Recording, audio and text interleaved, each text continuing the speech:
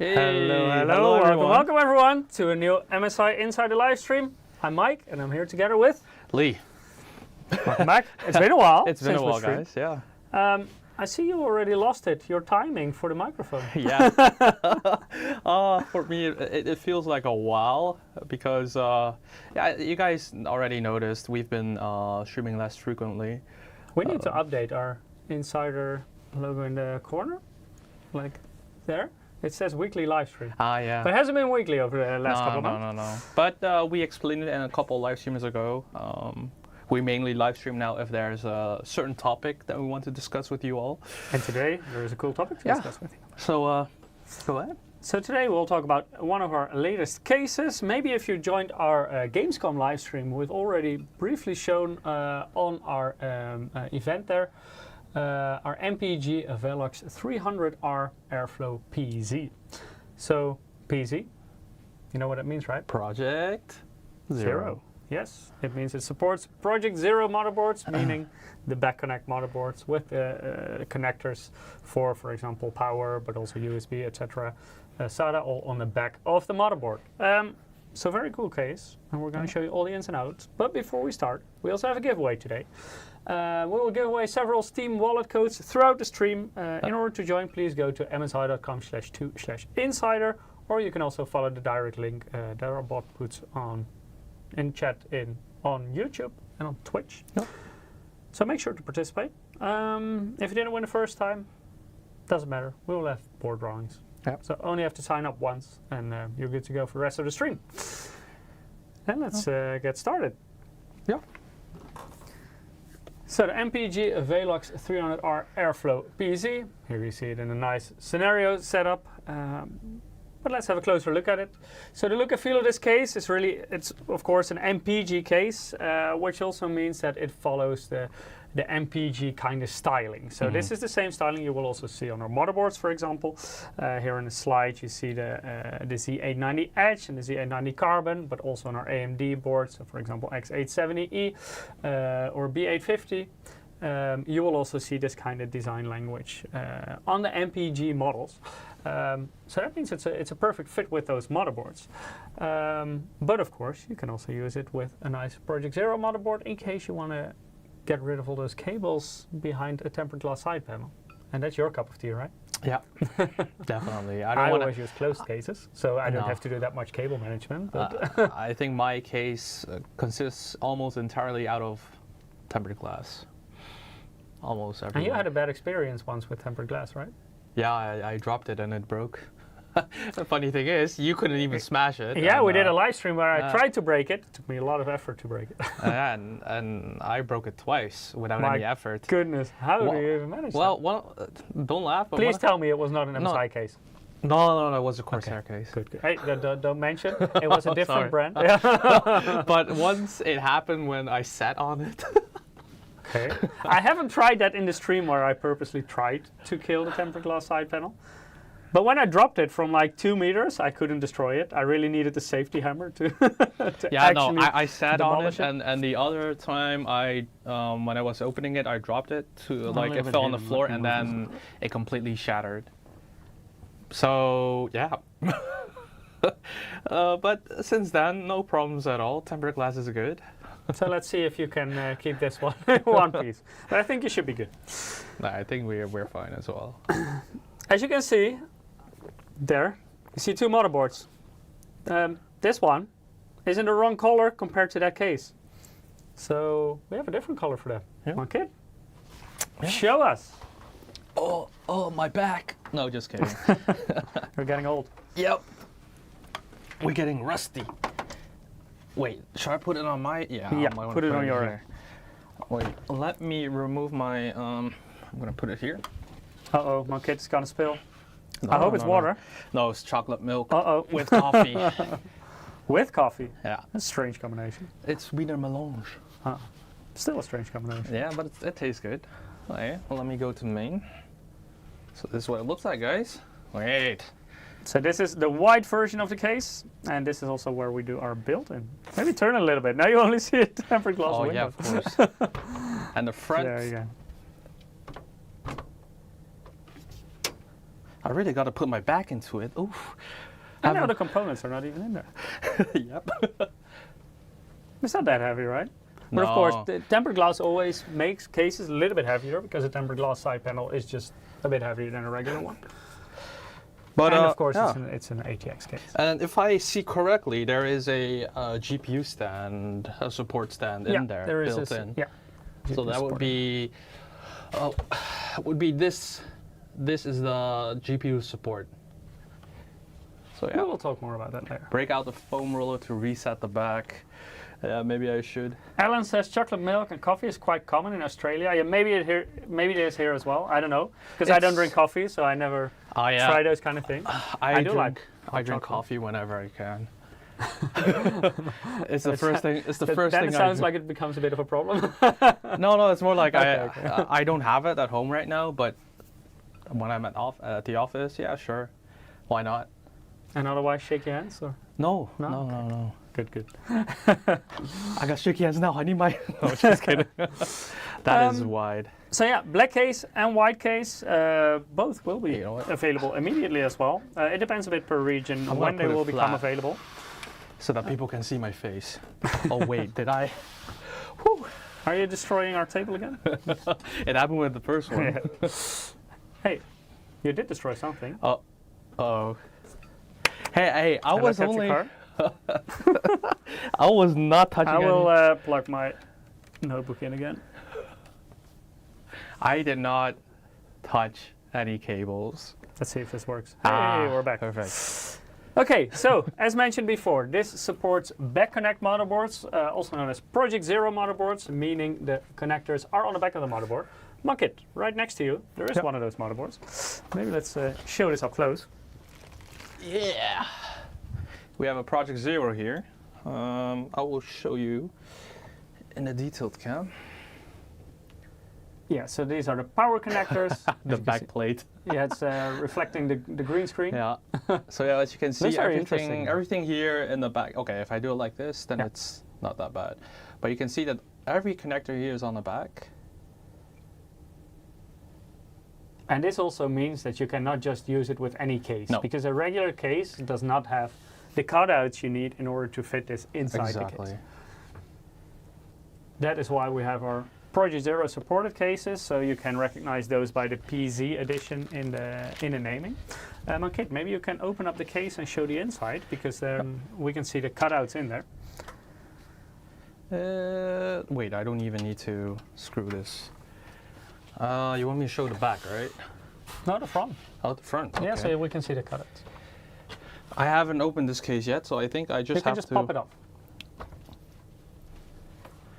That's easy, right? If I manage to break it, then you won. then we'll go to detailed. I'll put this here. You know that I'm struggling so much already shows how We're getting a bit rusty. Yeah. So here you can see here at the top, these are the cutouts for the Project Zero connectors. Even though it has these cutouts, of course you can still use this with a regular motherboard as well. So you don't have to use a Project Zero board in combination with this case. You can pick whichever you prefer. Yep.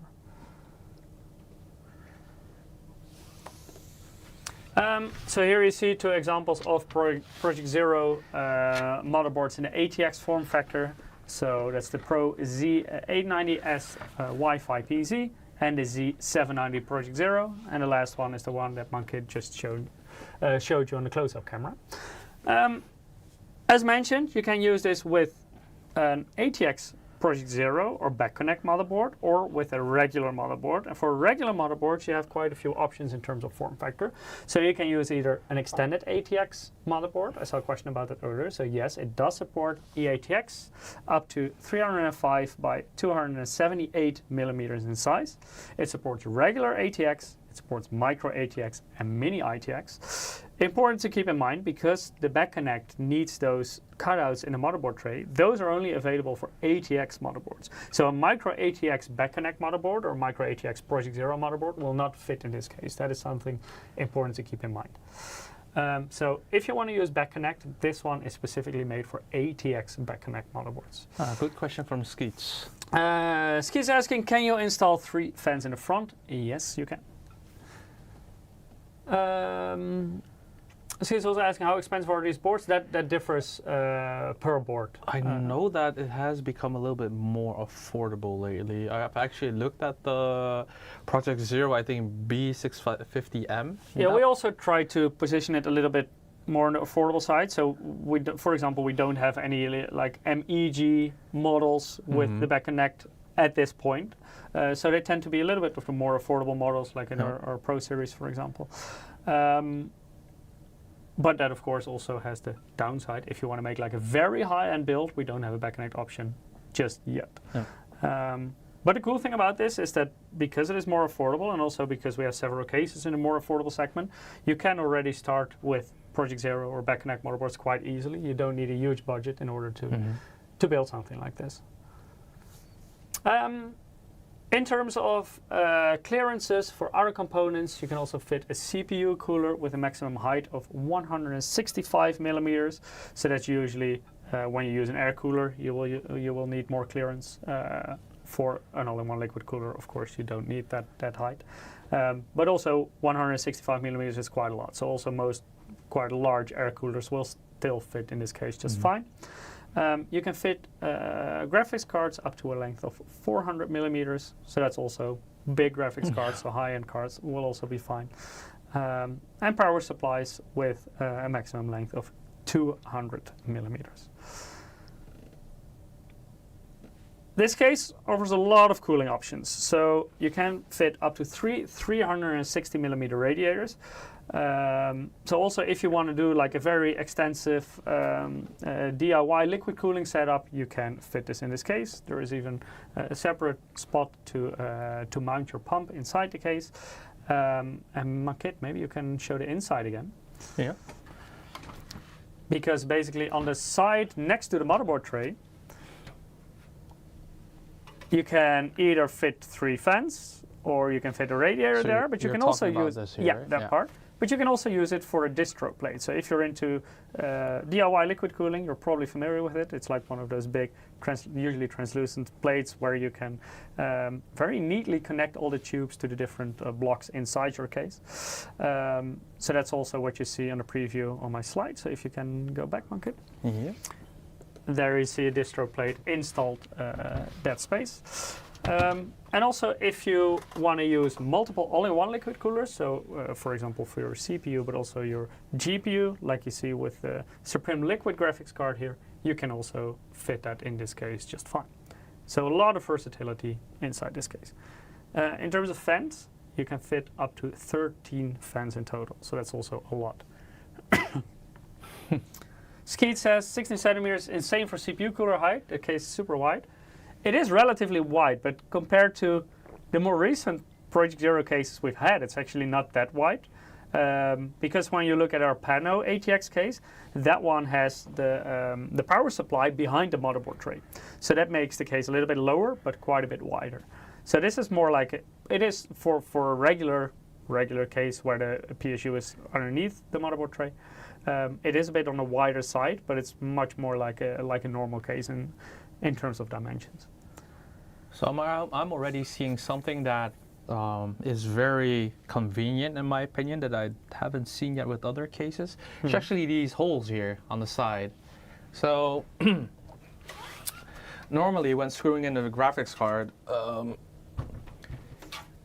normally it's the screws are like really close to the side of the case, and now you actually have a hole here where the screwdriver perfectly fits to like screw the screws.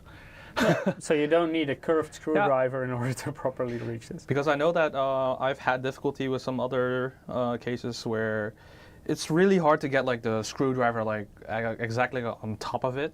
So like holes like these actually do help a lot. Yeah, we had the same with our earlier cases where it was sometimes challenging. So also based on feedback, this is something we've improved in the latest generation. So there are cutouts there, so you can easily reach all those screws that you need for the expansion base in this case. Yeah.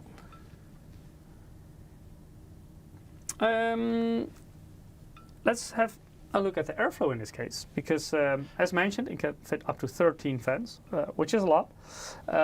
By default, it comes with 3 fans, and there are 2 160mm fans at the front, and they are dual layer blade fans, more about that later. And there is one 120mm fan in the back, which is also a dual layer blade fan. Here you see the default cooling setup, so you would usually use the front as an intake and the top and the back as an outtake. So today we'll also do a build with this. We will stick with the 160mm fans at the front, and we will fit a 360mm radiator in the top of the case, so that will also be used as an exhaust. And of course the standard 120mm fan in the back will also be used as an exhaust. And don't worry guys, the building will be done by both of us, not just me, so no breaking of components here. I saw Skeets reminded you in the chat about your Monster Hunter build. Yeah, no thanks. That was a great success, right? Yeah. But no, you know what? The majority will be done by him. We'll be fine. So yeah, in terms of cooling, because what I was very curious about, this is our first case with 160mm fans, so using 2 at the front. So I was very curious about how this would perform when you would compare it to more of a standard layout of 3 times 120mm. So I asked our testing lab to try this out. So basically to replace the standard fans with 3 times 120mm fans. And this is the result they got. So they tested in Prime 95, that's specifically a CPU load, and they also tested 3D Mark, which is like a shared load, of course, between CPU and GPU. And what we saw for the CPU, the cooling form is actually a bit better, so a couple of degrees better usually. So in Prime 95, the CPU was at 81.4 degrees Celsius with 2 times 160mm at the front, and it was at 82.1 degrees Celsius with 3 times 120mm at the front. In 3D Mark, the difference was a little bit bigger, so that was 67.2 for the default layout and 69.8 for 3 times 120. For GPU, it was the exact opposite, because there actually the cooling with 3 times 120 was slightly better, but the differences were smaller than the improvement for the CPU. And that probably has to do with the fact that if you have a setup with 3 times 120mm fans, they are also lower in the case, because it stretches longer basically, because 2 times 160 is 320mm and 3 times 120 is 360mm. So actually we saw in the old school setup 3 times 120 slightly better cooling for the GPU, but just little, and 2 times 160 quite a bit better for the CPU. So I think it's an interesting cooling layout. It's definitely different than what we've done in the past and other cases that we have in the market right now. And it will depend per user what's the preferred way. But of course, if you don't want to use this setup, you're still free to replace them by smaller fans, and then of course you can fit more. Hi VegTom74, hi Jim. Hello, welcome. Let's have a closer look at the type of fans that we're using, because of course they're not standard fans. These are dual layer blades fans. Yeah, Kit, maybe you could show this up close. Yeah, because these fans look different. Should I use my phone? Yeah, sure, go for it. Yeah, because these fans definitely look different from what I'm used to. It was even a surprise for me. Let me get my phone camera. Mobile. So basically, for a regular fan, you would have a blade all the way from the middle to the side of the fans. Now it's basically split into 2 parts. Maybe you can show the one on the back. That's easier to see, I think. Oh yeah. Let me. Because the one on the back is also a dual layer. We're getting people nauseous with that movement. No, I'm trying to see like, because this is okay. Yeah. Like this. So basically, the blades I swear, I'm shaking. There is like a smaller inner blade, and then there is the outer blade, and this basically gives you a different kind of airflow. So it kind of creates like this tornado-like effect. maybe we can briefly go to the PowerPoint, because then I have a... This actually looks really sick. It's not just like the way it looks, but the way it cools is also crazy. Yeah, so by doing this, you get a very different airflow from what you would see with a regular fan. So basically you get like a concentrated airflow at the beginning, and you get a diffusion at the end. And what we see in our results is that this helps better with system cooling than a regular fan. Question in the chat, does MSI sell the fan separately? Not at this point. Never say never for the future. But for now, it is an exclusive feature for this case. Buy the case, get the fans, sell the case. But of course, if there is enough demand, then we will of course consider it also to sell them separately. Skeet's asking, does the case support 140mm fans? Yes, it also supports that. We also compared these kind of fans against standard fans. So specifically the ones in the front, those are of course the 160mm ones. We compared them to two 160mm fans from different brands, and they are regular fans. So they have like the blade all the way from the middle to the side, not the two different parts that you have in this fan design. And there you see that both for the GPU and the CPU temperature, the results are better with this dual blade fan design. And that has to do with the way the airflow comes from this fan, which is quite a bit different. What's also quite interesting, and I quickly move 2 slides back, is the two fans at the front. You can adjust the maximum speed of the fan. Of course, these can be controlled through PWM, so you can control them through the PWM header on your motherboard dynamically.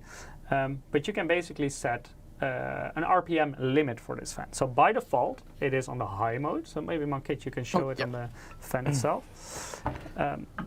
Wait, let me put my phone here. So there is like a small switch on the back of the fan. By default, it's on the high mode, but you can manually switch it to medium or low.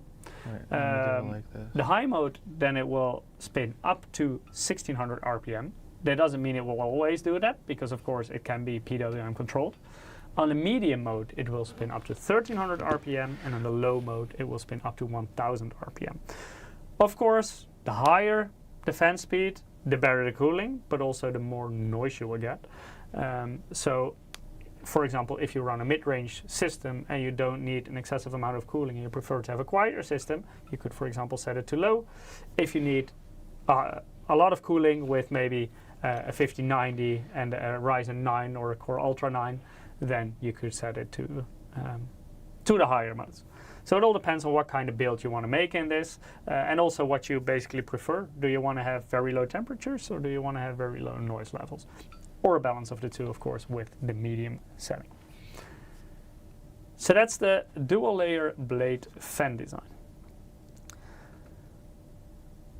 Here you see a comparison that our test lab in our headquarters also did when using the different fan modes. So when you set the fan speed mode to the high setting, or the default setting, 1600 RPM one, you see that the internal temperature in this specific test was 29.8 degrees Celsius, and when you set it to the lowest setting, it's 36.9. So you definitely do see a difference in the temperature, but then in the bottom table, you also see what it does for the noise levels. So on the highest setting, up to 31.22 decibels measured at 1 meter distance, and on the lowest setting, that's just 20.06. So that's also quite a bit of a difference. Quite a difference. Yeah, and it will really depend on you what you prefer. So you can do whatever floats your boat. If you want to use it, if you want to get the best cooling, use a higher setting. If you want to get lowest noise levels, use the lower setting, or choose something in between, if that's what you prefer to have. Going back to Skeet's question about if the case supports 140mm fans, yes, it does, because the case comes with an easy bracket at the front of the case. Okay, maybe you can show that if you take the front off. Okay. Okay, yeah, that's easy. Easily pop it off.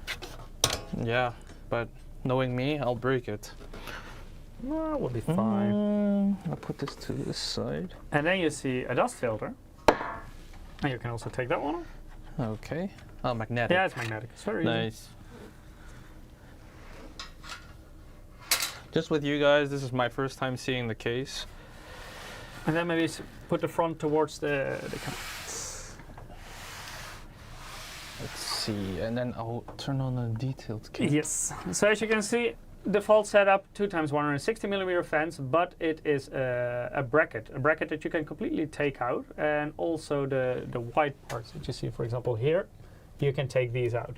If you do so, you can fit up to 3 140mm fans. Of course, you can also fit 3x120mm, but also 3x140mm, which is a lot. There are not a lot of cases that can fit that. So here also, if you don't want to go for this cooling setup, maybe you want to have a radiator at the front, maybe you even want to go for a very large radiator, then you also have some options here with the easy bracket that you will find here. Vacton says, Mike, have a drink. That's a very good idea. He also said, Magically, I bought a new MSI MAG 345 CQR monitor, but I don't know what monitor mount I can change. I don't understand your question. What do you mean with monitor mount? Do you like a monitor arm, or what do you mean? Yeah, I think Vacton means what alternative can I use to mount it on? It depends what you want. Yeah, basically everything that supports the VESA. I think it's 100. 100, I think, yeah. And most arms and mounts are 100. So, but look at the weight as well, because it is a relatively big monitor, and not every monitor and arm it's can curved. So the tipping point is also different. So make sure that it supports the weight. And there are, I know that with the monitor arms that we sell, we also have a different weight limit for curved monitors as well. Because of course it is the a little bit more point forward, is like more, because of the curve in there. Skeet says dust filters can actually work quite well. Yeah, they definitely can. Oh, they definitely do. Yeah.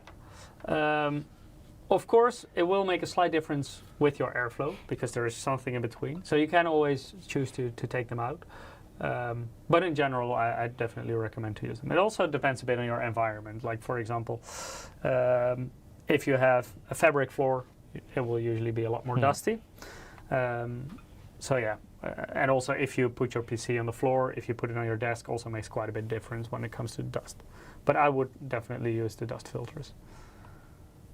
Let's see, fan control in BIOS, PWM or DC? PWM, right?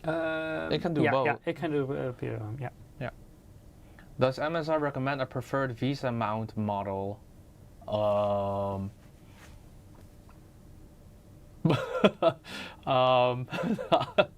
don't know. I would say check our website. What do you mean with VESA mount model? Because basically, with the VESA mount, you have different sizes. Yeah, you have 75 and 100. Just make sure you match the correct size and they're compatible with each other. So if you have a device that supports 75, for example, a monitor that supports 75, make sure the mount or the arm can do 75 and 100 as well. But both are fine. They're both good standards. So there is not specifically a preferred one. Usually with bigger devices, you will also see the bigger VESA mount, because bigger, like in theory, is more stable. But 75 is only used on models that are able to be mounted on the 75 one. So you should be okay with that. But the monitor arms do support both, so you should be fine if you decide to. They better be PWM. No, they are PWM, the fans. So, okay. Then let's head over to this PSU cover, and you can easily take this out. Okay, maybe you can demonstrate this. And I see a question by Skeets. Do I also see AIO support on the PSU shroud? Well, there is fan support on there. So you should have let me try it before. No, I like to see you try it. Wait, I need to look at the video. What is he doing? So lifting up and then. It's a nice animation, right? Okay, so let's go to main. So detailed. So you only have to screw the 2 thumb screws out. Okay, so this I need to unscrew. Yeah. I think. Okay. And then you know what? Doing it from this angle is also not ideal. Did you watch the video? Well, sort of. Okay, now watch it properly. What do you see happen? One. Is he pulling on the... Oh! No. No, there are 2 screws. I think you only screwed out one. There is one there at the bottom. Oh. Yeah, you know, from this angle I can't see anything. Does Kit know Michael has hidden the screwdrivers? It's okay. They are actually hidden. I think most of the case here is all easy, so we don't need. Yeah, you don't need screwdrivers for a lot of things. Of course, like to screw in your motherboard, yes you do. I'm scared, guys. To screw in your radiator, yes you do. Okay, so and then they. I can't. Wait, is there another hidden screw somewhere? No. You should be able to pull it. Yo, man, I'm scared. No, pull it. I am. No, you're pulling it upwards. Oh. Oh, forward. Haha. Sorry, guys. There you go. Maybe you can show it up close. So, because on top there. Can you show the top of the cover? Yeah. That is where you can indeed also fit 2 fans on top of it. And technically, maybe you can also fit an all-in-one radiator. Yeah, I haven't tried. I think you can fit a 240. Personally, I wouldn't really position my radiator right there. I wouldn't either. I would maybe fit some fans for some extra airflow for a graphics card, maybe. But for a radiator, I think this case has better positions in the front or in the top, for example. Guys, no worries. I'm not breaking anything. Oh, wait. Are you sure you're not breaking anything? If I break it, I buy it, right? Exactly. That's the way it works. You know, doing it from this angle is also not ideal. You do know that. Okay, maybe turn it towards you that you can easily put it in. Okay, you know what? In the meantime, because now you're like around the case. In the meantime, the giveaway is a Steam wallet code. Correct. You can see it above Monkey. Damn it, Skeets, stop making fun of me. I actually quite enjoy that. Skeet says I love Monkey. That's a compliment. Yeah, but I know the reason why he says that. Still a compliment. Okay, and then I just have to screw it. Okay, got it. But we're gonna build later, so I'm gonna leave it out. You can actually leave it in as well with the building process, is whatever you prefer. Yeah. Because you can also put the... Oh, from the back, of course. Yeah, you can choose. You can also do it like this. Whatever floats your boat. It's much smoother in the video. Well, that's because... because my kid didn't do it in the video. I didn't, you know, like, there are instructions for a reason, and I tend not to follow them. Or... I have to say, in animation, it's extremely smooth. Yeah. Or... Inhumanly smooth. I follow it to an extent. Maybe we should add some monkey stutter in the animations for realism. Okay, I'm gonna screw it back in. Oh my god.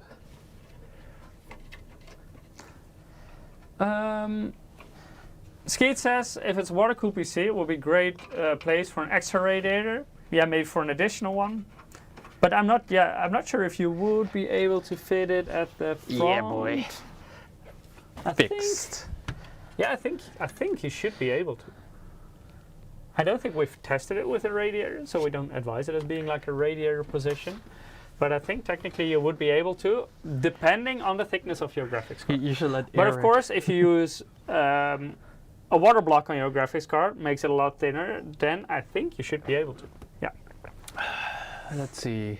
I have had some tightened thumb screws in the past. Yeah, I've had that too. Careful with it, bro. I'm being careful. Not breaking it. I mean, it's still usable. That's a win. We're about to see that. That's a win for me. Okay, so Monkit already teased the next thing a little bit. The GPU holder. Maybe you could show that one, Monkit. Yeah, I can. This one is what... Hey. I did nothing. I'm not touching anything. It's when you move. Just say. Am I giving like a lot of static? I think our capture card is having a bit of a hard time recently. Yeah, so inside the case, you will find the GPU support. This one is pre-installed in the case, so it's not an accessory box, it's already in there. If you want, you can take it out. You can also adjust it. So maybe you can show it on the back as well if you take the other side off. Yep. Also, easy to pop off. Hey, there's Michiel. Hello, everyone. Let's see. I'm gonna put it there. Then I'm gonna show you. So on the back there, you will find 2 screws. If you slightly loosen them. Oh no, not there. Yeah, there. This one? Yeah, and then on the other side. No. Oh. On the other side. Yeah. Oh, here, these 2. Yeah, there are 2 screws. If you loosen those a little bit, then you can move it up or down. I can show it like a little bit closer. Yeah. Yep. Do you really need a GPU holder? That very much depends on what kind of GPU you use, but also what you do with your PC. So let's say you get a Supreme. If you use like a very large and heavy graphics card, and maybe you also want to take it to a LAN party every now and then, or want to transport your PC, that is when a GPU holder is at least a safe thought to have.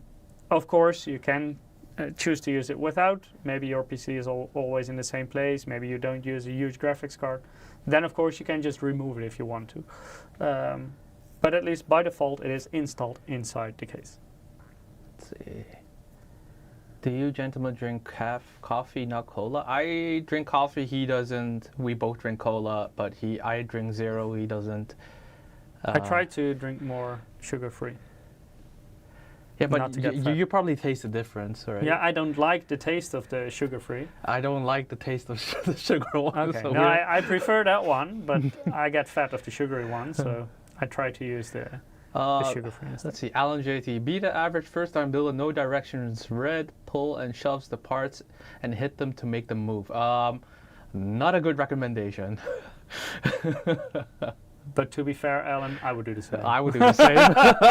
Not a good recommendation, but that's how we would do it. We don't officially recommend it, but we do it like that, yeah.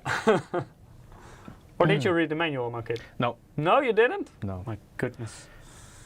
I didn't even, no. I just... you know what RTFM means, right? We cannot say it out loud on this.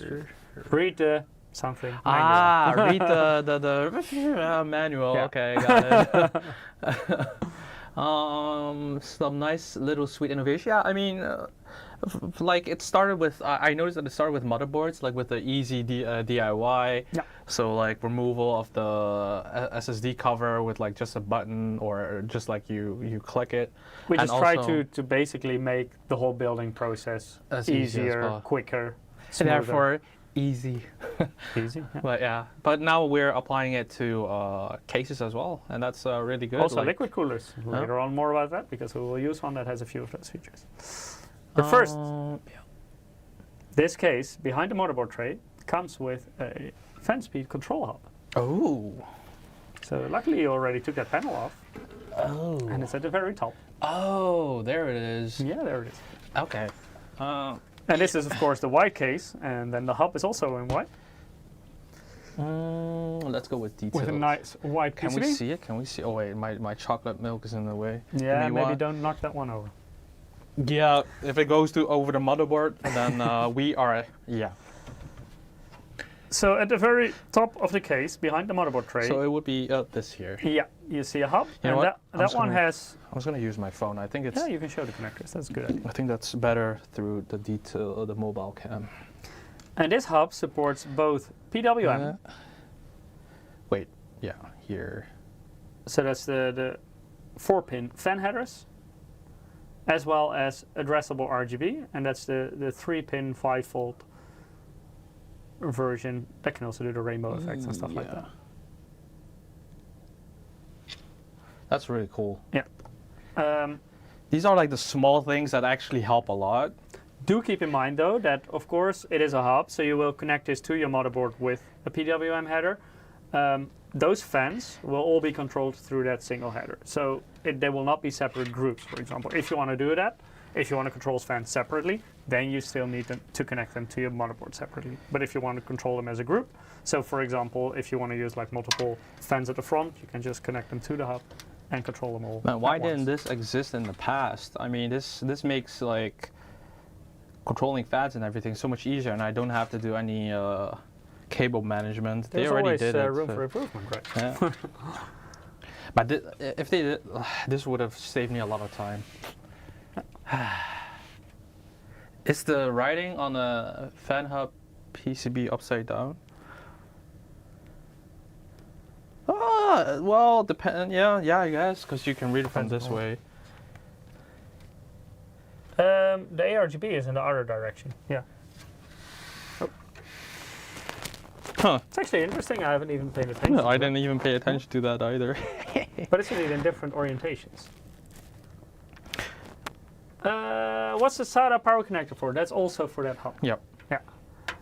Yeah. Because if you would power 4 fans and 4 RGB devices off of a single connector on the motherboard, then things can become challenging. Yeah, it depends. Some headers are a lot stronger, and you can, for example, also use them with splitter cables. So depending on the motherboard, you either have 1 amp, 2 amp, or 3 amp headers. But by using a SATA power connector, it doesn't really matter which type you use. So even if you only have a 1 amp power connector, you can still use multiple fans with that PWM signal. Any other questions? No. So Mankit, you already teased this as well. The dust filters. Oh, yeah. So this case comes with 5 dust filters. I'll show it later. And they are on 4 sides of the case. So actually the side that Mankit just took off, that one has 2 dust filters, one at the front, one at the back. Then the front has the magnetic dust filter that Mankit took off earlier. At the top, there is another magnetic dust filter. Let's not break it. I guess I have to unscrew this and then, okay. Yeah. Okay, every time I'm pulling on the wrong direction. Maybe you can show the magnetic dust filter. Take off the tape. Oh, okay. And maybe for camera, so people can actually see what you do. Oh. Detailed. So there's some tape here. And I'll remove those tapes. Yeah, that's just from the factory. Why does it... Is it reflecting green? Kind of they're yellowish, and because of the green screen, they're reflecting a little bit. So these are there just for the transportation purposes.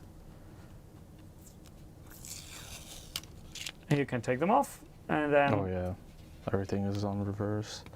And then you can take out the magnetic dust filter.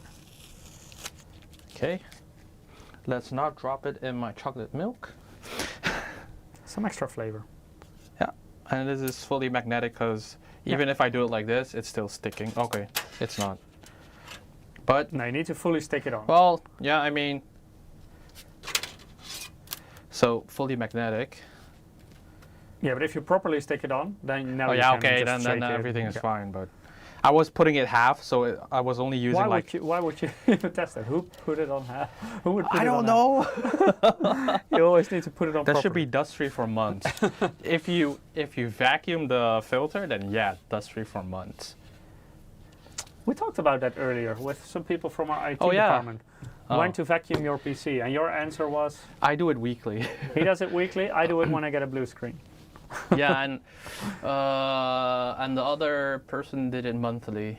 Yeah, I do it weekly. So yeah. And the other IT guy also did it when he got a blue screen. I wasn't the only one. And the funny thing is, I get more blue screens than him. Because you vacuum your PC too often. Skeets is asking, there are 3 amp fan headers on motherboards. Yes, our most recent generation has 3 amp fan headers. You will actually recognize those by the color. Do we have one of those motherboards? No, I think they're currently in our department. But there is a lighter colored PWM fan header on those motherboards, and those are 3 amp ones. Which motherboard are you talking about? Our latest generation motherboards has a lighter connector. Oh, then it's in the office. Yeah, so our 800 series motherboards. Most of those have that connector. Usually it's one that is 3 amp, then a few are 2 amp, and most of them, the standard ones, are 1 amp. When I look at the white casing, it reminds me of those years when Eric folded the MSI computer and wanted to turn it on, and something didn't work out to turn it on. No, it sounds like Eric. I think that's before my time. Maybe you can also show the dust filter on the bottom, Mankit. Lehigh, my friend vacuumed his PC and it broke. That's the same thing happened to me. Amateurs. A friend of mine. Use the dust filter. A friend of mine used the blower actually, and yeah, he broke his PC, and now he had to do a switch. Maybe you can show the bottom of the case, Mankit, because there is also a dust filter there. That one is not magnetic, but you basically slide it out of the case. So here. So this is. And then you would pull it out here. Yeah, and that's where you will find the power supply. So 5 dust filters in total. Have you taken all the tape off all the dust filters, also for the side panel? The side panel is on your right. Side panel? Yeah, the side panel, the one you just took off. Oh, this one? No, the side panel. You're looking at the case, not at the side panel. Oh, okay. Yeah, that's a side panel. Ah, okay. Do you want me to do it while... Yes, peel them off. People in the stream always love to see the peeling. Oh, guys, I haven't streamed for so long, and you know that I'm already getting rusty. Because I was finally getting into it, and then suddenly... No, well, I'll go detail. Yeah, that's better. So here you also see some of the protective tapes. You know what, I'll start from here. And these are also magnetic ones, so when you remove the tapes, you can just It's one. magnetically remove these filters as well. It's two. You guys can continue. Okay, while you're doing this, in terms of storage, of course, most people nowadays use M.2 SSDs, but maybe you still have older 2.5-inch SSDs or even 3.5-inch hard drives from older builds that you want to take to your new build. This case still has some opportunities for that. There is no cage, basically, like you see in a lot of cases. Usually that's behind the power supply. Because this case has a pump bracket there, so that is also meant for DIY liquid cooling systems. But if you don't want to use a DIY liquid cooling system, you can also use this to place either a single 2.5 or a single 3.5-inch drive there. So either an SSD or a hard disk drive. Behind the motherboard tray, you will also find enough space for 4 2.5-inch drives or a single 3.5-inch. If you use a 3.5-inch, that does mean you need to sacrifice 2 of those 2.5-inch. So you can basically choose between 4 times 2.5 or 2 times 2.5 and 1 time 3.5 inches. This is also why the case is a little bit wider than most cases, because you can actually fit a full hard disk drive behind the motherboard tray. And we also need to have that clearance there, because you also need to have your cable management behind that motherboard tray. So that's why this case is a little bit wider than a standard one that does not support Project Zero. In fact, Tom says, Mankit and Mike, how was your happy Easter? It was very happy.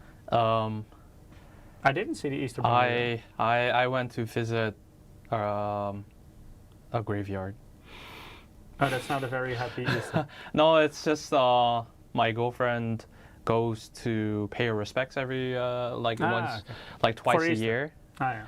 And well, coincidentally, it was on Easter this year, so I went with her. Okay. Skeet says I have 5 SSDs in my system.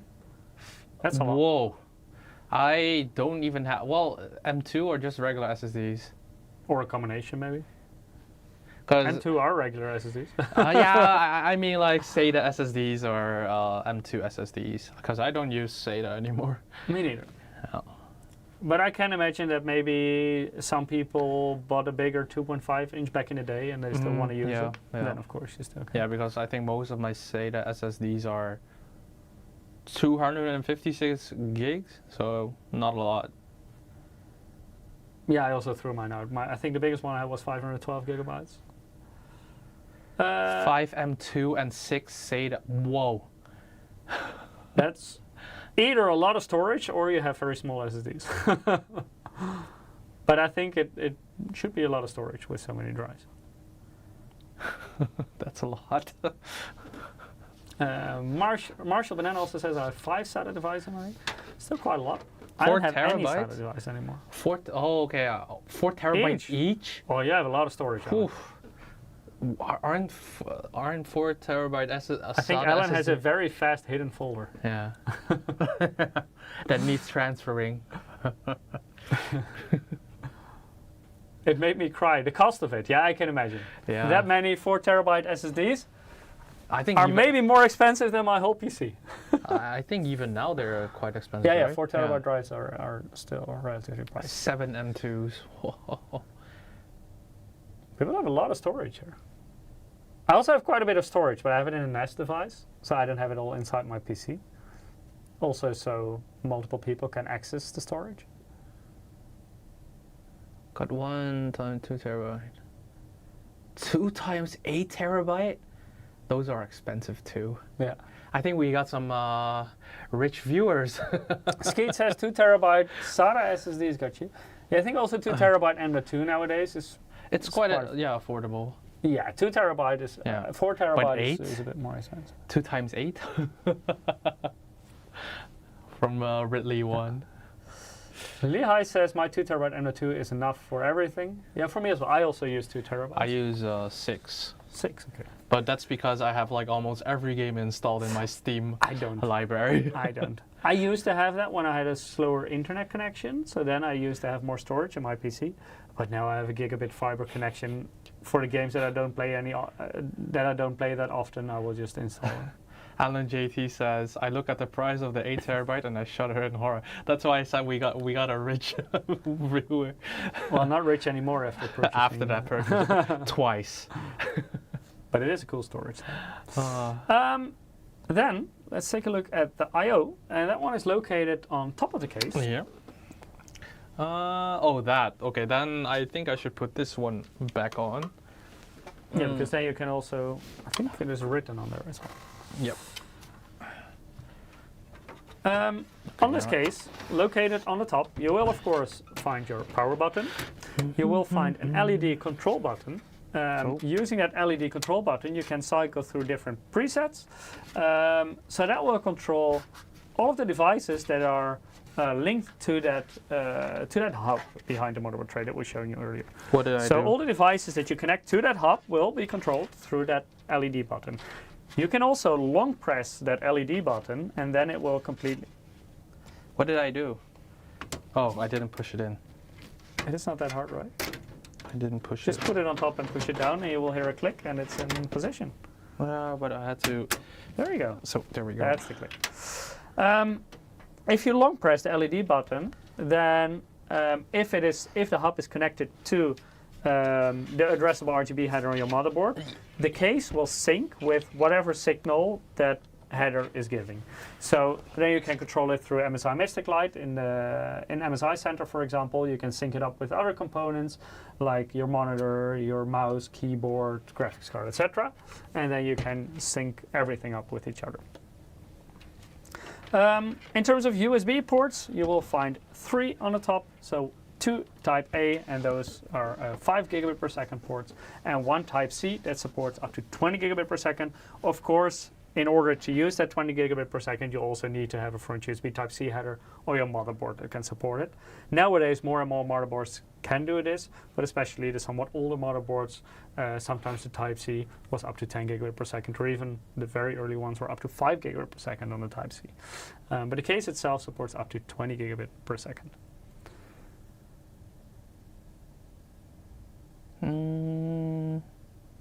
Let me see. Skeet says I have 8 terabyte that I bought like 7 years ago. In a windfall. It is more expensive today. Ooh. Yeah, it could be because it always goes a bit up and down with the pricing of flash storage devices in general. So SSDs, but also SD cards, USB flash drives, DRAM. But 8 terabyte, 7 years ago, that must have been one of the first ones then. Ooh. Because that was very rare back in the day.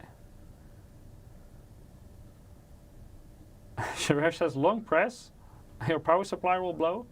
No, it won't. Well, depending, maybe if you have a very poor power supply, but usually it won't. Quick recap of what we talked about. So, as you saw, a lot in this case is targeted at cooling performance. So 2 big 160 millimeter dual fan blade design fans in the front. A lot of support for liquid cooling, also if you want to do DIY liquid cooling. The easy bracket, if you want to replace the fans at the front, you can fit up to 3 times 140 millimeter fans. or 3x120, whatever you want. The easy PSU cover that you can easily take off, even on KitKut. So then it's very easy, right? Excuse me? I thought you were so focused at the giveaway, then I could just say that without you. I'm already selecting. But you were still awake. Removable dust filters, 4 of them being magnetic, and the one at the bottom you can draw out. Yeah. Back connect motherboard support. What else do I forget? GPU holder. Oh yeah, yeah. Now I think it's time after you picked our first winner for the giveaway MSRP? to start building. The MSRP? Some people were asking for it. Yeah? Okay, then let's maybe reveal that as well. So this is a suggested retail price. That doesn't mean that this is what it will cost, because retailers, they can set their own prices. But this is the suggested retail price. From our side, it is $129 excluding VAT, or in euros, 149 euros, including 20% VAT. Of course, VAT differs per country, so it can be slightly higher or lower depending on where in Europe you are. The cases are available directly, but again, this also differs per region. So in certain regions, they may be on the market a little bit later, others a little bit earlier, but at least these cases have been launched officially globally now.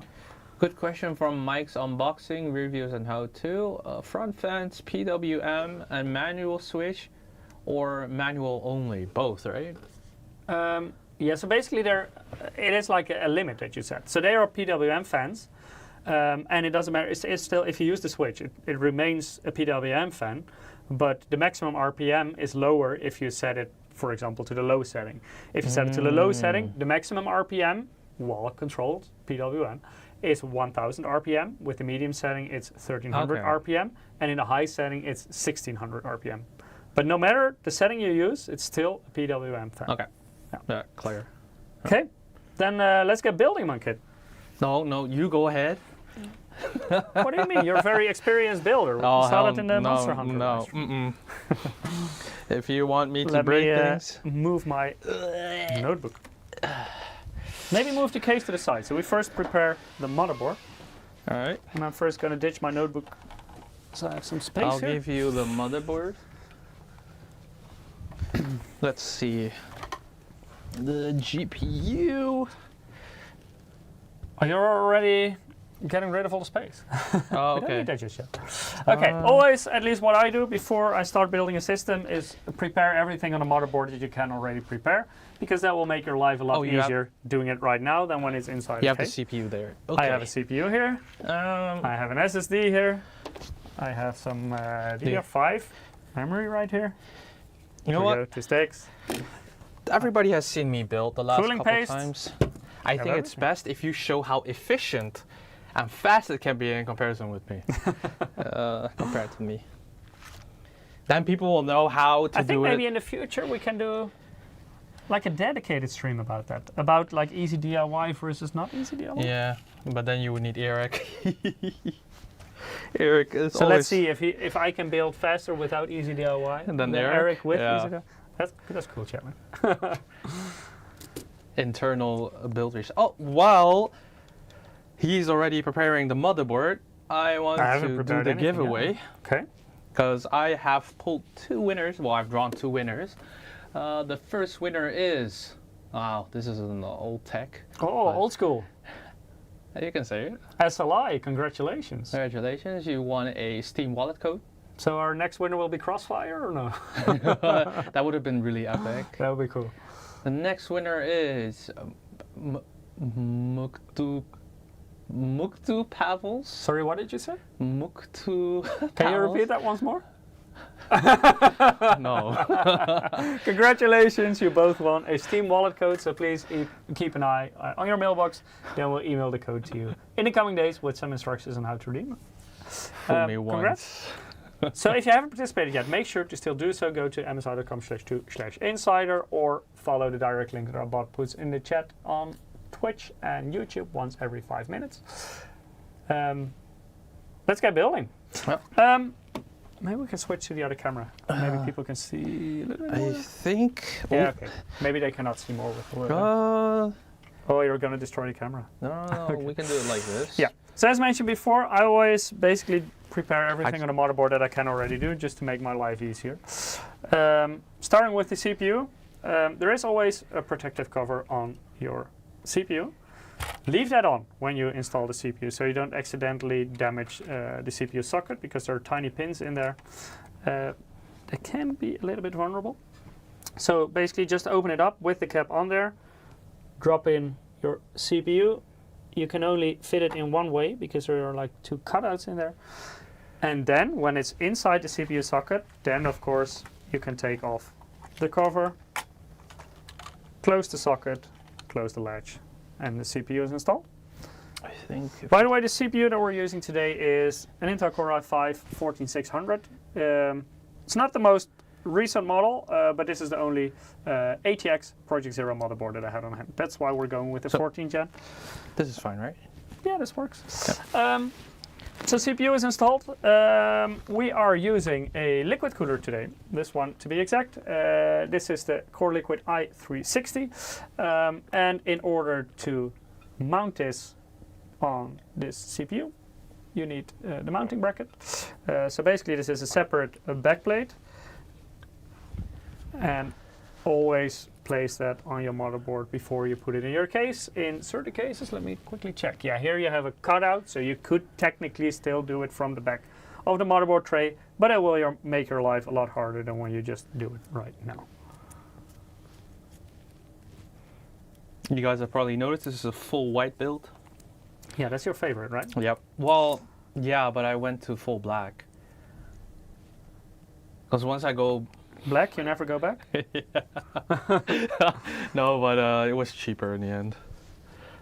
I didn't want to pay the white tax. Hey, this white case is exactly the same price, yeah, but then I have to switch the components again, and too much effort. Okay, so basically, hey, the camera is a bit low. Oh, Can you yeah, move a little bit upward? Of course. What can be a little bit challenging with the Project Zero motherboard. Better? Yeah, it's better. Or a little bit higher. No, that's okay, that's okay. Like this. Because you have all the connectors here, the motherboard is a little bit elevated. So usually you would just put it behind, and then when you put the motherboard on, then the screw holes will come out through the holes in the motherboard. But because it's elevated, it won't work with a Project Zero one. So basically, the easiest way, you just align it with the holes behind the motherboard. You hold it, and then from the other side you just screw it in. And if you screw in one properly, that will keep it mostly into place. Let's leave like this. PCB still not white. I mean, are you gonna look at the back? Of course. And the rest of the PCB will be covered by components. I mean. So now 2 are in. I'll screw the other 2 in as well. But this is also an older Project Zero motherboard from last year, right? Yeah, this is a Z790. Yeah. We do already have the 890 motherboards on the market as well, but we didn't have any available in the office, so that's why I took this one. Of course, we could have also built it with a regular motherboard, but I think it's nice if the case can support Project Zero to show what it looks like when using a Project Zero motherboard, and what also the building process looks like. So now the mount is in place for the all-in-one liquid cooler, the CPU is in place. Let's install the SSD as well. As mentioned, this is one of our older motherboards. The newer ones have the easy M.2 shield frozer, where you can just take it out without any screwdrivers. For this one, I still need a screwdriver. You know, all the viewers want to see me suffer. They do? Say that 5 times quick. The name. Oh, the name. Yeah, it was a good name. If you're already doing it to me, let alone the viewers. Maybe it's a good thing that I didn't stream that often. Less bullying of the viewers from the viewers. And sometimes of the viewers. Yeah, and sometimes by my colleagues. We would never bully you. Never. What happened? We would also never remind you about the Monster Hunter stream. Oh. Luckily, Skeets did it for us because we already forgot. No. Or the retro PC.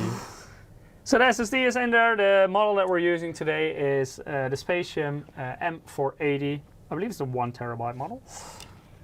Could be 2 as well, not sure, but I think it's the 1. Then our memory sticks. So this is DDR5. I think it is 5600. There are also somewhat older sticks, but perfectly fine for this combination. They are the G.Skill Trident Z5 RGB modules, and of course in a nice matching color with the motherboard. Always use the most outward slot, and then you leave one open, and that's where you install the next one. And then it looks like this. So never start on the inside, and that has to do with the tracing of the memory traces. So this one's prepared. Come on, kid. You want it? What do you want to install now? What is your preferred way of building? Power supply? Yeah, I would do the same. And you already practiced with the cover. Are you going to install it removing the cover, or are you going to install it from this side? No, we'll trade. You can do it. Hey, people want to see you suffer. No, enough suffering from my side. You cannot put a PSU inside a case? No, I can't. Oh, goodness. I'm bad now. Well, I'm not going to do everything today. Yeah, see? Suffer, no. I will not give the viewers what they want. Okay, I will put the PSU in for you. By the way, the cables are already in there, but it is a fully modular power supply. We're using the MAG 850GL PCIe 5. You let the viewers call you Mankali, they already own you with that name. Okay. Guys, you can only call me Lee from now on. There we go. Can you screw it in, or also no? Also difficult? Yeah, difficult for me. I suddenly don't know how to screw or unscrew or build a PC. You know that if you don't pick your task yourself, then chat will do it for you eventually, No, right? no. Oh, yes. Do it for the views? No. And chat will definitely not give you the easiest one. So what do you think is the most difficult task, my kid? Do you think something is difficult when building a PC? Everything is difficult. I can't do it. What a weak excuse. The only thing I can build are Legos. Okay. I'm going to hand this over to you. Okay. Because I'll hold it. Later you can put the radiator. No. That's easy. No. It's very No. easy. Watch out, because if you say no one more time, you're going to build the rest of this PC. Maybe? I didn't know what answer to give anymore. Okay, then you can do the cable management. Nobody needs cable management. Yes, everyone needs cable management. Soon Maggot only gets MSI Lego kits for PCs. Yeah. I'm just going to stuff the cables a bit in here, so it's easier to pick the case up and down when putting the other components in. So what would you do now? I would screw in the motherboard. Yep, I would do the same. Well, here you go. No, you can do the motherboard. Ah. 7 screws, or now 9 screws, sorry, you will survive. Man, I'm screwed. Yes, you are. If you make a little bit of space, I will give you the case. And then you can give me your camera. Are we making rhymes only? Yes. If we make some space, I will give you the case. Okay. Oh no, I'm dropping it. Can I get your camera? Oh yeah, of course. Well, let me... Okay, it's dropped. Yeah, there we go. Oh no, here we go. Okay, wait, the screws are here. Ooh. Oh. Oh, you almost dropped it. Oh, it's still there. Lucky you. Oh. See, everything is already going wrong. So my kid is lucky again, because this motherboard has a pre-installed I/O shield. So no need to put it in manually first. I haven't even started screwing and it's already going a little bit chaotic. So then this is where you will align The I/O shield. And also align it with the screw holes. So it would be here on the top. It's not fully aligned. Now it's aligned, so I can start screwing. I need the screwdriver. I'll use this one because this one is magnetic, I think. Yeah, that one has a magnetic head. So, good tip, by the way, for people who haven't built PCs before. Magnetic screwdriver makes your life a lot easier. don't screw it too hard because you don't want to. Yeah, don't overdo it. You don't want to overscrew the. If you over tighten it, you may take out the standoff. Yeah, the standoff. It happened to me once, and then the screw got stuck, and that was annoying. It is annoying, but it's also something that you can easily solve. Really? Yeah. Oh. If you just clamp it at the back, you can still unscrew it. Oh. Yeah, I never touched that PC anymore. I sold it as used. Low price. That was an easy fix for the person who bought it. Yeah. Or if you get like an automatic screwdriver, like that's also quite nice. But I had a problem once. I actually overscrewed it with like an electric screwdriver. So be careful with that as well. It already happened to me once. How much air can flow in the ultimate airflow case? It will blow my kit out of the building easily. Yeah, you'll see me fly. Yep. All of a sudden, he's gone.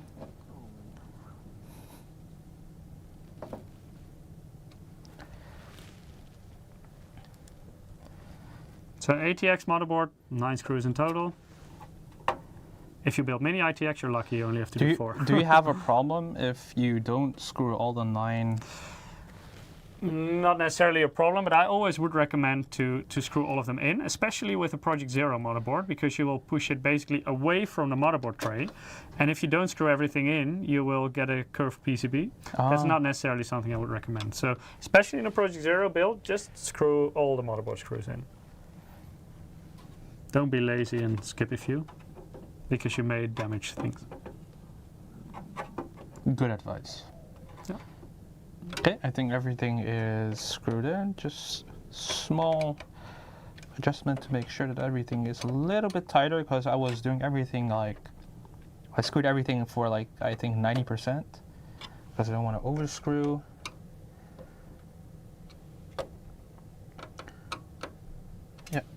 The last one. So, okay, what do you want to do? The all-in-one liquid cooler installation, or yeah. the? No, definitely all-in-one liquid cooling. Yeah. Okay. Yeah, and now you're making me do it. Hey, you could choose. Because I don't have a choice now. Oh, you do. You can also do the cable management if you want. Whatever you prefer. Okay, you know what? Never mind. I'll screw in the. I already turned it off. Let me turn it back on. Hi everyone. So normally how I would do it, I would remove the top panel. So I would remove this. It's going to be very difficult if you don't, because you cannot screw it. You cannot really screw it. Then you're not screwed. How would I normally do it? Normally I would just. Can I remove this and screw it on the. Okay, no. Wait, it's been a while. How would I do it? Okay. I would do it like this. For safety reasons, I would drop that there. See? So you don't scratch the copper surface of the...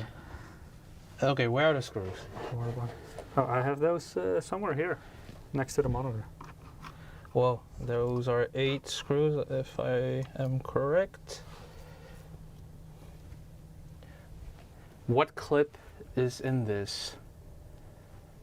What? Oh, what chip? Oh. Can you... The CPU, you mean? This is a Core i5-14600. Okay. Because that's what we had laying around in LGA 1700. And we were using the Z790 Project Zero motherboard, because we wanted to do a Project Zero build in this case. So if you're lazy, I think you can get away with screwing only 4 screws. With such a big radiator, I would use at least 6. Okay. Because it's quite a distance from both ends. I like to do all the ends first so that I don't have to hold it anymore. Did I do it? Yeah. But if you're very motivated, like my kid, you will just screw I'll screw all of them though. And again, just like with the motherboard screws, I don't overscrew them. I never really overscrew the screws.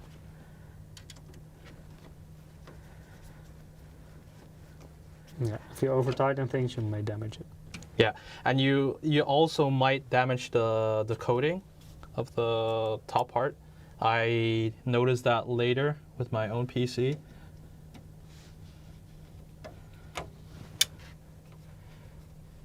So then I saw some scratch spots. If you like to keep everything as nice as possible, don't do that. Just screw it. Oh. Just screw it? Just screw like until like let's say 95%, I would say.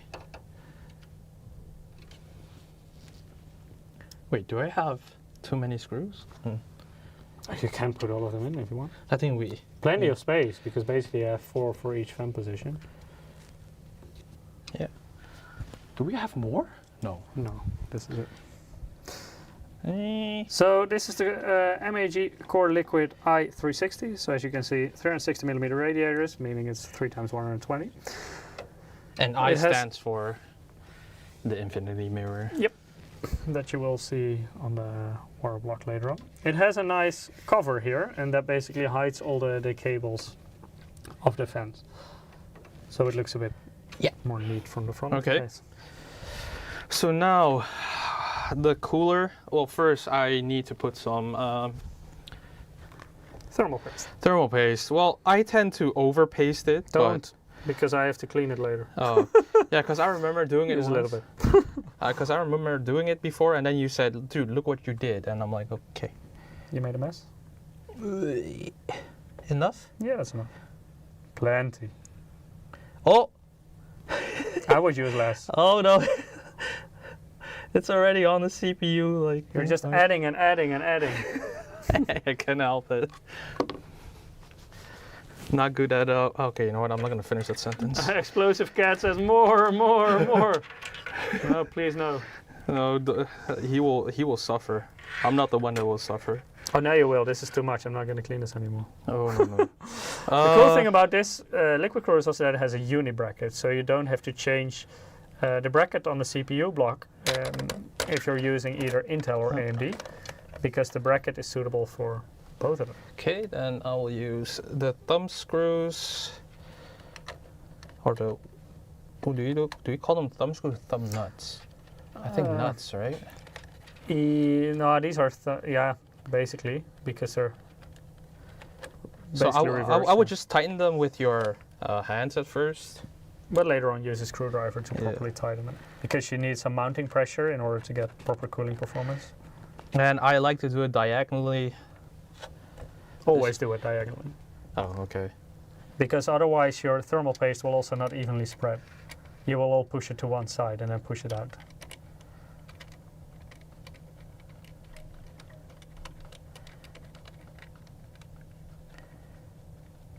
So 4 thumb screws, and on the top you can fit your screwdriver to tighten them afterwards. Okay, this one is... Ruruto is asking, why is it already 200 degrees? Because my kit is a hottie today. I finally gave in, says, are all the shows on Wednesday now? Mostly when we stream, it's indeed on Wednesdays. Some exceptions here and there. And now I can use a screwdriver. I screw until I meet some heavy resistance. That means it's already fully screwed. If I over tighten them, I saw some cases where people actually over tighten them and then they bend the PCB. So stop. Yep. You wouldn't really do that here because you also have a support bracket behind. So perfect. So with your logic of the case, I can connect these to the back in the fan. Yeah, I would interlink them first, but maybe just push them to the back now. That at least we have them available. Yeah. I would Which hole would you suggest that we put them through? Stick it in the right hole, Monkit. You can do this. Yeah, but do you want them in the right or the left? The correct hole. I leave that up to you. Define correct hole. Maybe like do it like this, so that it looks a little bit more tidy. And can I take your screen protector off, because it's super annoying? No. I cannot see what I film. And I think this one I can fit through here.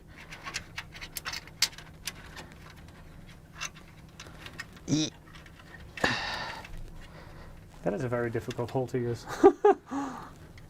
I would have used a different one, but it's okay. But now it doesn't look like there's a cable here. It's okay. hidden behind the radiator. Graphics card now, or nah? No, let's first connect some stuff. Okay, well let's switch to you. Okay. And let's so that you can show the how the fan header works. There's only one hole. No, there are multiple in this case. Yep.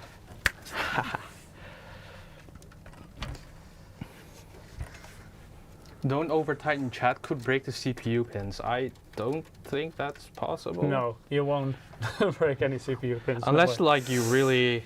When your CPU is properly seated inside, yeah, I'm definitely gonna change this hole, Monkit. Okay. He doesn't want to use my hole, guys. No. He stuck it in the wrong hole. Oh, that's what she said. Okay. I think we need your camera again. Yeah. Because basically now we're gonna connect a lot of stuff behind the motherboard tray. So this is what comes from the liquid cooler. This is the pump, so the CPU block with RGB as well. And this is a single PWM header and addressable RGB header from the radiator. As he screamed in pain. Oh, come on, Adam. We need to put an age limit on this. Don't do this to me. Okay, I'm gonna grab all my cables here that I stuffed in there. Explosive Cat, I can't wait to see Mankit's legendary cable management skills. It's not gonna happen. My kid was too lazy to do all the... What type of PSU would you recommend for a high-powered computer like this? This one is not really It's not that high power. No. We're using an RTX 4070 Ti and a Core i5 14600. We're using an 850 watt power supply, but that's mostly because that's the one I had in white. This would also be fine with 750 or even 650 probably. Yeah. But yeah, it all depends on what CPU and GPU you use. If you use like a 5090 with a Core Ultra 9 or Ryzen 9, then definitely you would need something higher end. I think it also depends on how good your PSU is. I mean, if you have a very old PSU that's inefficient, then I would go a little bit higher. So yeah, this is the benefit of Project Zero. Everything is on the back, so you can access it quite easily. There is not much in the way apart from some cables here and there. Now we just need to connect everything basically. So these are my USB headers. We have the Type-C. Let me see if I have it in correctly. Always turn twice with USB, right? Wait, I'm gonna elbow you out of the way because I cannot do this with that hand. There we go. Let me see if I can... Okay, so this is a Type-C. It is a flat cable, so it makes it a little bit easier. And this is for the... So this is the Type-C, and this is for the USB Type-A. They are next to each other. This specific motherboard also has one right there. Okay, sorry. I need to see what I do. There we go. So connected as well. Then on top of that, we have the 24-pin ATX power connector. And this is why I would always recommend to screw all 9 screws in, because in order to get this in, you need to push a bit. If you, for example, didn't screw this in, then you will really bend your motherboard. So always just screw everything. You hear that, guys? Always screw. Always screw everything in. Screw it. Okay, I'm gonna get this to the front through this cable management hole, because this is the power connector for the GPU that we will need later when we install that one. But I just want to have it out of the way already. There we go. If you don't screw, you're screwed. Exactly. You're screwed indeed. Then we have the two 8-pin power connectors for the CPU, and they are positioned right there on top. There are some small Velcro strips here, and those make your life a little bit easier with your cable management. So I'm going to use all three to route the cables to the correct position.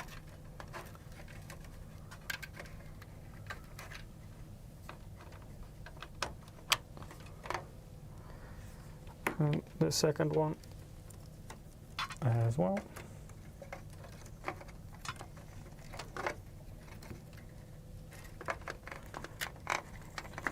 So just behind the Velcro strips, and then we'll close them later on. Download more power. If it only were possible. With RAM, that's possible, right? Always download more RAM if you have.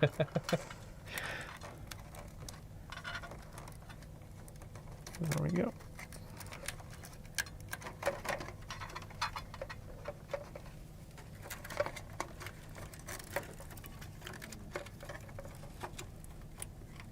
So just bundle them a bit, and then you can close the Velcro strips, and that will make your life a bit easier to later on close the case.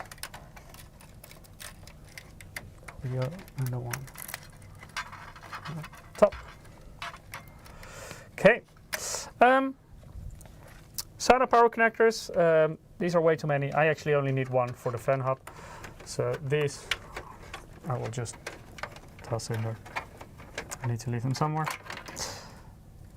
And then connect it. That's the only one I need.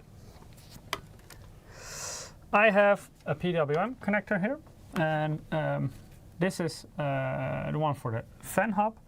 I have some more PWM connectors here, and this is for the pump, and this is for the fans on the radiator. So this will go on the pump header, which is the one right there. The one on the radiator will go on the CPU fan header. And then the last one with the for the PWM hub, you can just use any system fan header, whichever you want to use. So this one has one there, and there are two here. I will use the one here. It's a little bit closer.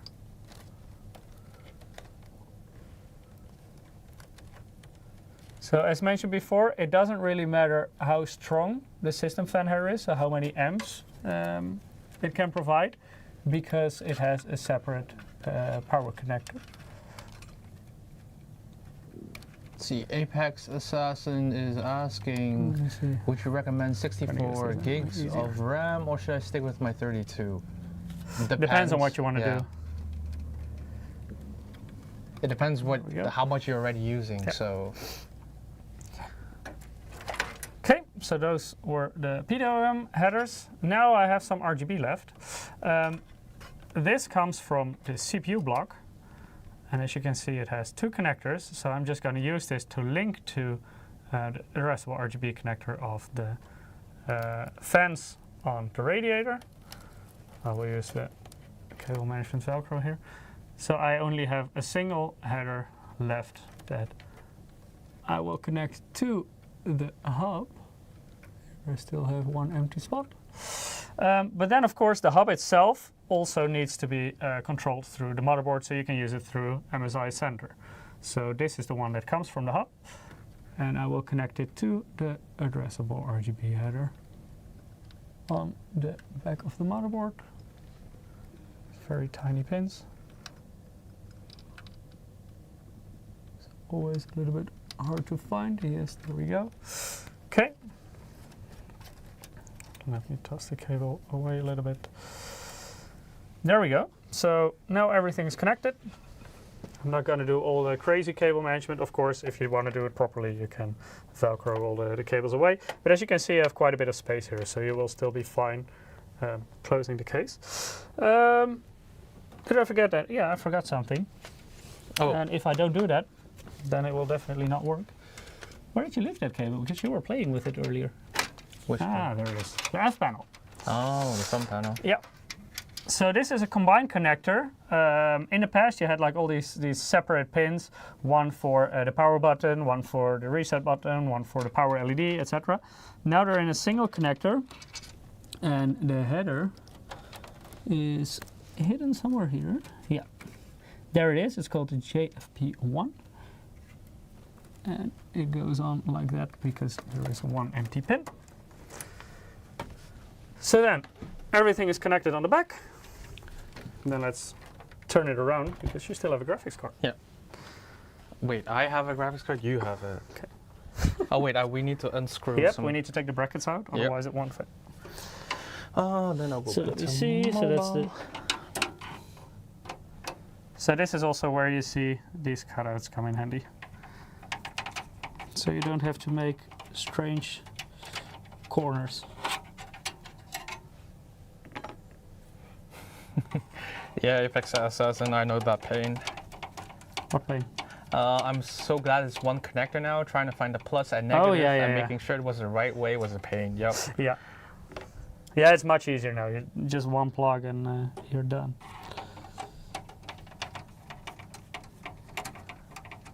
About time that went back in. Years ago, it was a standard in a motherboard box or PC case, then it disappeared. Okay. Always make sure your slot is opened, so either through this you push it down, or if you have the easy PCIe release, make sure the button is correctly. I'm moving this out of the way. Later on we will still properly install the GPU support holder. Then just click it in. If you hear a click, then it's properly in place. Yeah. And then let's screw it in.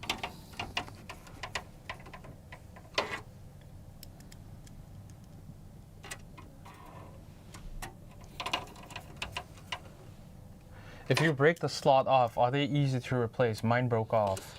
The whole slot? No. I think he's talking about the push, like the thing that you push back. The lock, basically. Yeah. No, I don't think you can get those separately. Usually you can also use it without one. Yeah. Depends also a bit on the size and the weight of the graphics card. And especially if you, for example, have a support bracket, that also makes things a little bit easier. Let's see if you don't move your PC that much, then it shouldn't be a big problem either. Okay. Now here is the GPU support. So I now pushed it in place. Maybe let's show it from the other angle. So here you see the GPU support, and it's already at the correct height. But of course you can adjust it here if you need to have it higher or lower. And that will support the back of the graphics card here. This is not an overly large graphics card. It's a 4070 Ti.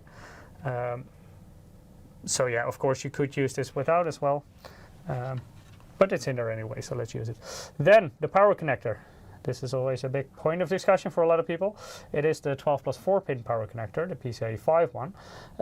It is yellow for a reason. That's to basically indicate if it's properly in. So now, for example, when I didn't properly push it down, maybe you can film it from the top, you will still see a little bit of yellow.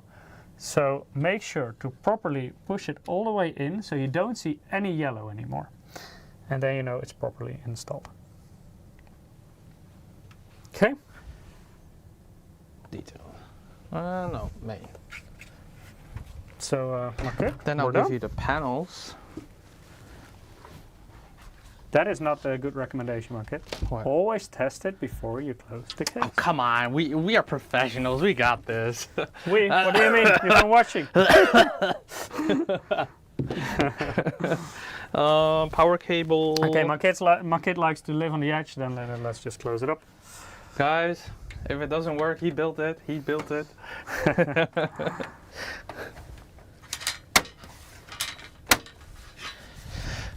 This one went on the front. You took that out the front. Okay. Here. There we go. And you also have the front panel, I think? Yep. I have the top panel right here. Why did I think this was the top panel? Wait. I don't know why you think that. Wait. You have the front panel. Okay, so yeah, it's like this.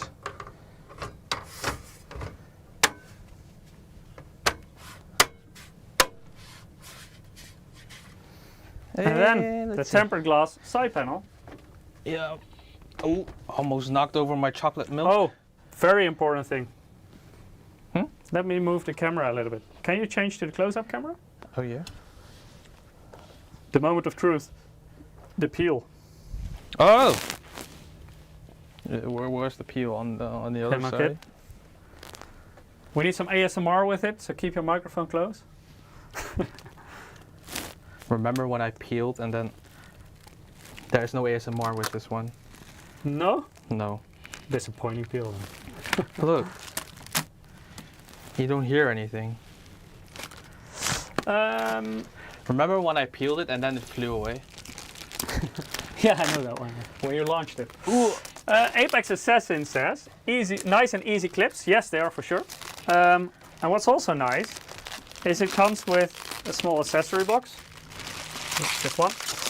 And in case, I don't expect you to, but in case you break any of those clips, there is like a bag of spares included. So you can replace those clips if it would ever be necessary. Regarding the tariffs, it's also unclear for us.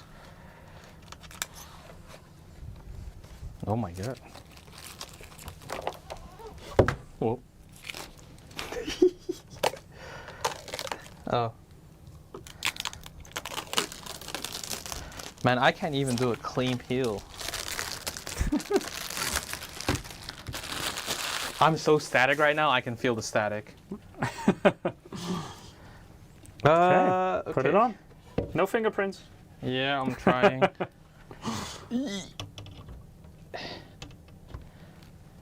I think there are fingerprints on the front, but on the white part. Okay. Let's turn it a little bit. Oh. And then I will connect everything on the back. Oh. So we have a power cable, some interwebs, HDMI for the capture, display port for the monitor. Man, I can't wait for the RGB. 2 dongles, mouse, keyboard.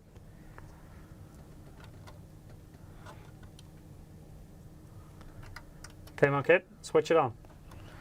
No, computer. Oh. Do we have the power button on? Oh, nah. you thought about it. I tried to trick him into it. Oh. You ruined my joke. Man. Not stupid. I hoped you would forget. Not stupid. So close, yet See, so almost. far away. I was like, why is he telling me to turn it on? There must be something wrong. Looks at the power supply, it's turned off. I see. Too bad you checked it.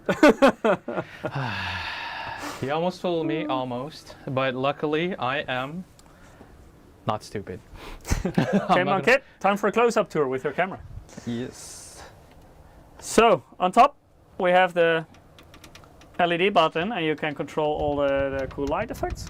Okay, now I understand why you say, can I just remove the... And maybe if you now film the internals. So you can see that basically everything that is connected to the hub is changing. So that's why the graphics card and the memory modules are doing something else. Because those are not connected to the RGB Disco, hub. yeah. In order to sync all of those, just press it down, hold it, you will see a flash. There you go, and it will sync up with your motherboard because we also connected that to the J-Rainbow header on the motherboard. And now it's all in sync. That's nice, right? Yeah. Span that button like the lead key going into BIOS. Do you already get a signal from the capture? Oh, let me see. Yeah. Oh, you do. Then why am I not getting a signal yet from my... Oh, it is hard to see. Is this duplicate? I think... So I can also see something on my monitor? No, I think that's... Oh, no, that's extend. Okay. So the second option is duplicate. Whoa, special effects.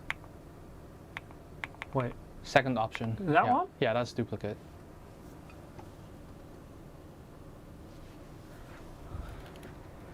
Let me reconnect my monitor.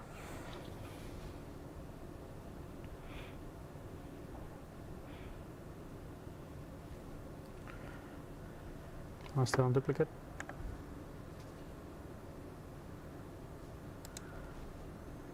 So now chat can already see, but I can't. Oh, I don't have a signal.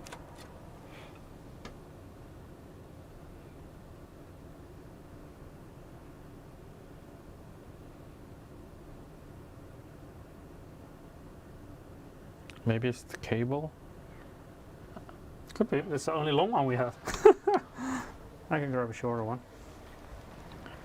Why you like this, huh? Stupid cable. I think it is the cable, actually.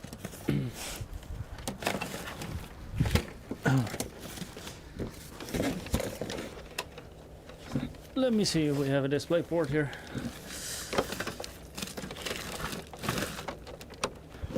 We have a lot of HDMI. Yep. But that one is already occupied by it the works. capture card. Got him. Oh. I just unplugged the one in the screen and then suddenly it starts working. Okay. So it does work, the cable. See? Okay. Magic, Mike. Okay. Magic Mike. Let's see, what time is it? Let's do one more giveaway. Yeah? One or two? One. Because we will do another one at the very end. But first, let's run a bit of oh, this is someone in the chat, Let me I also think. put this up. Is it the same person? It is someone in the chat right now that's actively talking. Yeah, I have definitely seen this person. Congratulations, Lee Hai. Congratulations, you also won a Steam wallet code. That's somebody that's really active Congrats, right now. congrats. Congrats. So keep an eye on your mailbox. We'll email the code to you in the coming days with some instructions on how to redeem it. Congrats, congrats. Congrats. So this is the system that we built. So it's a Core i5 14600 CPU. It's a Z790 Project Zero motherboard.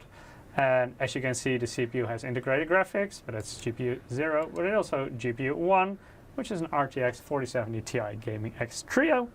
And the SSD in there is the Spatium M480, a 1 terabyte model. So that's the system. Of course, it's not the latest hardware, not ultra high end, but still decent performer. And of course, we wanted to make it pretty all in white with the back connect. Well, Lehigh, I think it's you because in the giveaway your name has a space in it, so I'm not sure if you filled in your name with a space or not.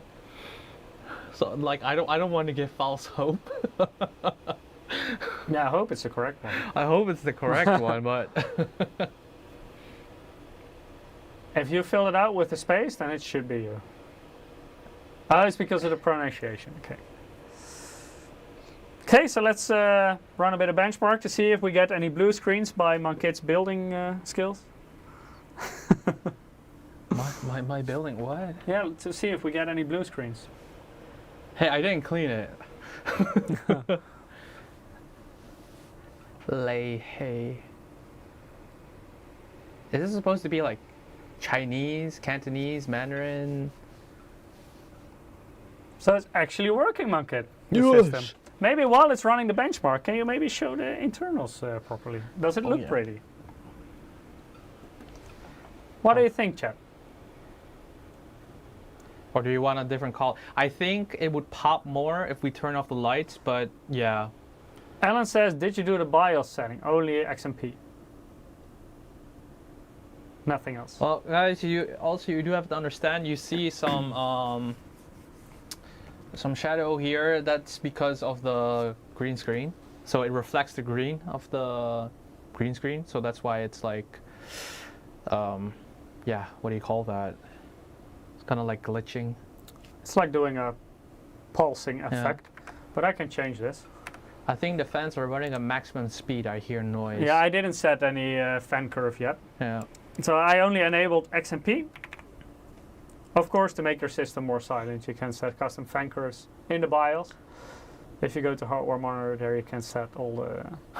I always put everything at 800 RPM. Everything. Almost.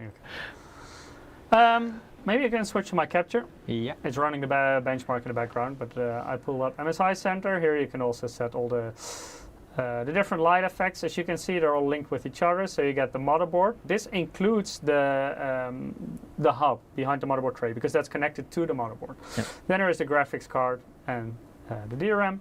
So now it's at breathe, but we can also set it to steady. And let's say we want to have it in, I like light blue. No, do it green. No. No. I want, oh, wait. I think this is a nice shade of blue. Okay, and then press apply. Okay, we need your camera to see it from the other side. Mm-hmm. And you get it in a nice light blue. No rainbow wave. Oh, we can also rainbow wave it. That will look funny with the chroma key. You see? Because then the green becomes invisible. So now it's basically unicorn puke. So for the people deciding, oh yeah, should I go for a white PC? White tends to like reflect a lot. So when you choose, yeah, RGB is a lot more intense in a white build because it's so reflective compared to black. This is flashing. This looks dangerous in red. Yeah. Let's do it in pink. Looks like it's overheating. We can make it pink. Yeah, that's or it's a little bit purplish more. Or it can do color cycle. So if you want like the accurate color of instead of what you see like on the screen, always fill in the it's gonna be green. RGB it's gonna be green. values. It's gonna be green. There we go. Oh, nice. The invisible PC. Oh, it actually looks kind of nice. Pretty cool.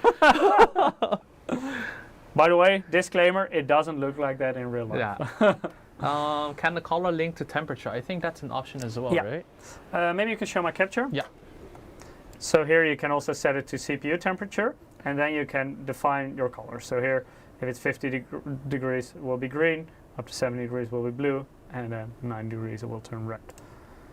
So when I enable this, right now, the CPU is too cold because now it's green, and then it will chroma key it away, as you can see at the front here as well. Lehigh, in the Philippines, we have a thing called white tax. They price white parts more. I think that's worldwide. It's getting less. Of course, it had to do with the quantity. Like if you produce more of a certain color, you can produce it cheaper.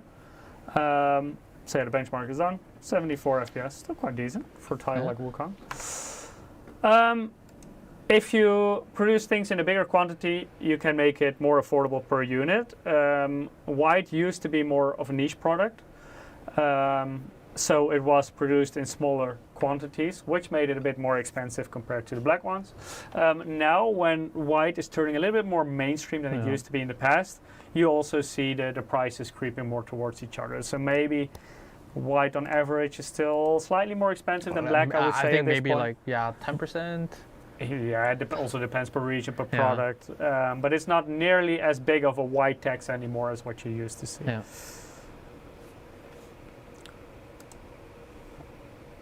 Okay, so that was it. I'm gonna shut this down.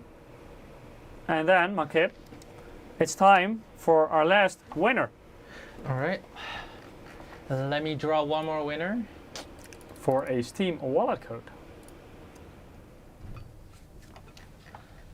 Okay, go to the main screen. Yes. And the last winner is Crichton999. Congratulations, you also won a Steam wallet code. So congrats again to all the winners. Please keep an eye on your mailbox. We'll email the codes to you in the coming days with some instructions on how to redeem it. We hope you liked today's live stream.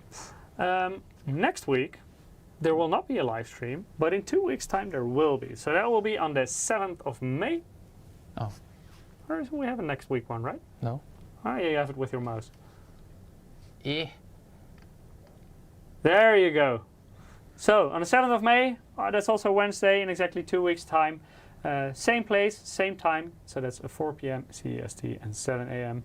PDT now in summer. Yeah, I think so. So make sure to be there again. I hope you enjoyed today. Thank you so much for watching and hope to see you again in 2 weeks' time. Yep. Bye-bye.